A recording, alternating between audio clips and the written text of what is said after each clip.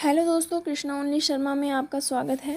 मैं गीता के 7वें अध्याय का अध्याय सुनाने जा रही हूँ। महत्व मैंने आपको पहली वीडियो में सुना दिया था जो पार्ट 1 है। तो अब मैं पार्ट 2 शुरू करने वाली हूँ। 7वें अध्याय सुनाने जा रही हूँ जिससे कि मेरी वीडियो ज़्यादा लंबी ना हो, इसलिए मैंने पार्ट 1 और पार्ट 2 के ज़रिए मैं आपको ये सुनाने जा रही हूँ। तो सुनिए। 7वां अध्याय ये पितृपक्ष में सुना जाता है और इसका काफ़ी महत्व भी माना जाता है। तो चलिए 7वां अध्याय का महात्म सुनाने जा रही हूँ। सुनिए। 7वां अध्याय। उसके उपरांत श्री कृष्ण भगवान बोले, हे पार्थ, तू मेरे में अनन्य प्रेम से आसक्त हुए मन वाला और अनन्य भाव से मेरे प्राणीय होकर योग में लगा हुआ मुझको संपूर्ण विभूति, बल, ऐश्वर्य आदि गुणों से युक्त सबका आत्मरूप जिस प्रकार ऐश्वर्य रहित जानेगा, उसको सुन। मैं तेरे लिए इस रहस्य सहित तत्व ज्ञान को संपूर्णता से कहूँगा कि जिसको जानकर संसार में फिर और कुछ भी जानने योग्य शेष नहीं रहता है। हजारों मनुष्यों में कोई भी मनुष्य मेरी प्राप्ति के लिए यत्न करता है और उन यत्न करने वाले योगियों में भी कोई भी पुरुष मेरे प्राण पारायण हुआ मेरे को तत्व से जानता है, अर्थात यथार्थ मर्म से जानता है। हे अर्जुन, पृथ्वी, जल, अग्नि, वायु और आकाश तथा मन, बुद्धि और अहंकार भी ऐसे यह 8 प्रकार की विभक्ति हुए मेरे प्रकृति हैं। यह 8 प्रकार के भेदों वाली तो अपार है, अर्थात मेरी जड़ प्रकृति है। और हे महाबाहो, इससे दूसरी को मेरी जीव रूपा परा अर्थात चेतन प्रकृति जान की, जिससे यह संपूर्ण जगत धारण किया जाता है। हे अर्जुन, तू ऐसा समझ कि संपूर्ण भूत इन दोनों प्रकृतियों से ही उत्पत्ति वाले हैं और मैं संपूर्ण जगत का उत्पत्ति तथा प्रायाल्य रूप हूँ, अर्थात संपूर्ण जगत का मूल कारण हूँ। इसलिए हे धनेश्वर, मेरे से सिवा कृष्ण मात्र भी दूसरी वस्तु नहीं है। यह संपूर्ण जगत सूत्र में सूत्र के मणियों के सदृश मेरे में गुथा हुआ है। हे अर्जुन, जल में रस हूँ तथा चंद्रमा और सूर्य में प्रकाश हूँ और संपूर्ण वेदों में ओंकार हूँ तथा आकाश में शब्द और पुरुषों में पुरुषोत्तम हूँ। पृथ्वी में पवित्र गंध और अग्नि में तेज हूँ और संपूर्ण भूतों में उनका जीवन हूँ, अर्थात जिससे वे जीते हैं वह मैं हूँ और तपस्वियों में तप हूँ। और हे अर्जुन, तो संपूर्ण भूतों का सनातन कारण मेरे को ही जान। मैं बुद्धिमानों की बुद्धि और तेजस्वियों का तेज हूँ। हे भारत श्रेष्ठ, मैं बलवानों का आशक्ति और कामनाओं से रहित बल अर्थात सामर्थ्य हूँ और सब भूतों में धर्म के अनुकूल अर्थात शास्त्र के अनुकूल काम हूँ। और भी जो सत्तत्व गुण से उत्पन्न होने वाले भाव हैं और जो रजोगुणों से तथा तमोगुणों से होने वाले भाव हैं, उन सबको तू मेरे से ही होने वाले हैं ऐसा जान, परंतु वास्तव में उनमें मैं और वे मेरे में नहीं हैं। गुणों के कार्य रूप सात्विक, राजस और तामस, इन तीनों प्रकार के भावों से अर्थात राग, द्वेष आदि विकारों से और संपूर्ण विषयों से यह सब संसार मोहित हो रहा है। इसीलिए इन तीनों गुणों से परे मुझ अविनाशी को तत्व से नहीं जानता, क्योंकि यह अलौकिक अर्थात अति अद्भुत त्रिगुणमय मेरी योग माया बड़ी दुस्सरत है। परंतु जो पुरुष मेरे को ही निरंतर भजते हैं वे इस माया को उल्लंघन कर जाते हैं, अर्थात संसार से तर जाते हैं। ऐसा सुगम उपाय होने पर भी माया द्वारा हरे हुए ज्ञान वाले और आसुरी स्वभाव को धारण किए हुए तथा मनुष्य में नीच और दूषित कर्म करने वाले मूढ़ लोगों लोग तो मेरे को नहीं भजते हैं। हे भरतवंशियों में श्रेष्ठ अर्जुन, उत्तम कर्म वाले अर्थार्थी, आर्त, जिज्ञासु और ज्ञानी अर्थात निष्कामी ऐसे 4 प्रकार के भगतजन मेरे को भजते हैं।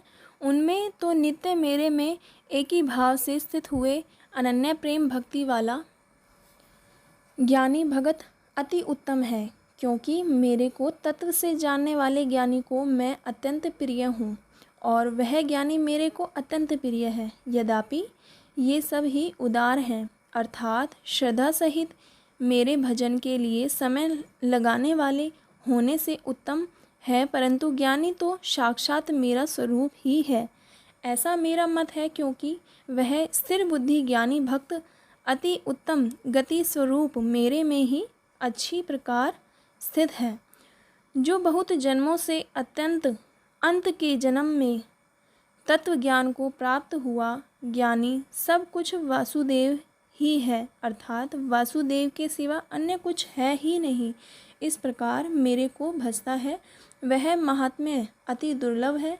हे अर्जुन, जो विषया आसक्ति पुरुष है, वे तो अपने स्वभाव से पैरे हुए तथा उन भोगों की कामना द्वारा ज्ञान से भ्रष्ट हुए उस नियम को धारण करके, अर्थात जिस देवता की पूजा के लिए जो जो नियम लोकों में प्रसिद्ध हैं, उस नियम को साधारण करके अन्य देवताओं को भजते हैं, अर्थात पूजते हैं। जो जो सकामी भक्त जिस जिस देवता के स्वरूप को श्रद्धा से पूजना चाहता है, उस भक्ति की मैं उस ही देवता के प्रति श्रद्धा को स्थिर करता हूँ। वह पुरुष उस श्रद्धा से युक्त हुआ उस देवता के पूजन की चेष्टा करता है और उस देवता के से मेरे द्वारा ही विधान किए हुए उन इच्छित भोगों को निसंदेह प्राप्त होता है, परंतु उन अल्प बुद्धि वालों का वह फल नाशवान है तथा वे देवताओं को पूजने वाले देवताओं को प्राप्त होते हैं और मेरे भक्त चाहे जैसे ही भजें, शेष में वे मेरे को ही प्राप्त होते हैं। ऐसा होने पर भी सब मनुष्य मेरा भजन नहीं करते।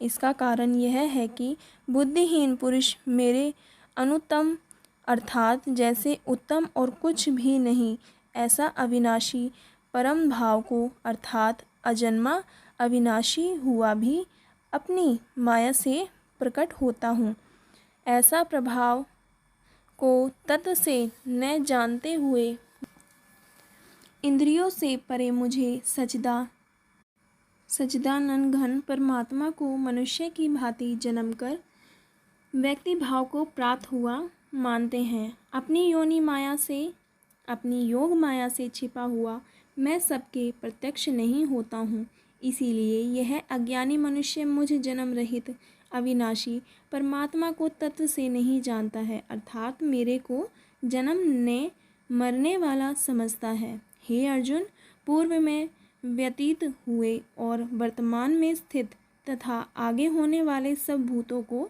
मैं जानता हूँ, परंतु मेरे को कोई भी श्रद्धा भक्ति रहित पुरुष नहीं जानता, क्योंकि हे भरतवंशी अर्जुन, संसार में इच्छा और द्वेष से उत्पन्न हुए सुख और दुख आदि द्वंद्व अरूप मोह से संपूर्ण प्राणी अति अज्ञानता को प्राप्त हो रहे हैं, परंतु निष्काम भाव से श्रेष्ठ कर्मों का आचरण करने वाले जिन पुरुषों का पाप नष्ट हो गया है, वे राग द्वेष आदि द्वंद्व रूप मोह से मुक्त हुए और दृढ़ निश्चय वाले पुरुष मेरे को सब प्रकार से भजते हैं। जो मेरी शरण होकर जरा और मरण से छूटने के लिए यत्न करते हैं, वे पुरुष उस ब्रह्म को तथा संपूर्ण अध्यात्म को और संपूर्ण कर्म को जानते हैं। जो पुरुष अधिभूत और अधिदेव के सहित तथा अधियज्ञ के सहित साहित्य सबका आत्म रूप मेरे को जानते हैं, अर्थात जैसे भाप, बादल, धूम, पानी और बर्फ तथा यह सभी जल स्वरूप हैं, वैसे ही अधिभूत, अधिदेव और अधियज्ञ आदि सब कुछ वासुदेव स्वरूप हैं। ऐसे जो जानते हैं वे युक्त चिंता वाले पुरुष अंतकाल में भी मुझको ही जानते हैं अर्थात प्राप्त होते हैं। तो यहीं पर ही यह अध्याय समाप्त होता है। आशा करती हूँ आपको ये 7वां अध्याय पसंद आया होगा। और अगर आपने 7वें अध्याय का महात्म नहीं सुना है तो मेरे डिस्क्रिप्शन बॉक्स में जाइएगा, उसमें आपको लिंक मिल जाएगा, उससे आप 7वें अध्याय का महात्म भी सुन लीजिएगा कि 7वें अध्याय का महात्म क्या है, अध्याय का क्या महत्व है। तो ये पितृपक्ष में सुना जाने वाला अध्याय है, इसको सुनिए और आपके पितरों को मुक्ति मिलेगी।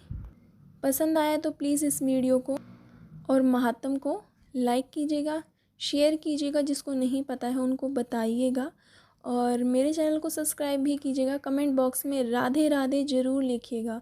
मैं हर वीडियो में यही बोलती हूँ कि राधे राधे ज़रूर लिखिएगा, पर कोई भी नहीं लिखता है, तो अब की बार राधे राधे ज़रूर लिखिएगा। Thank you for watching, bye bye.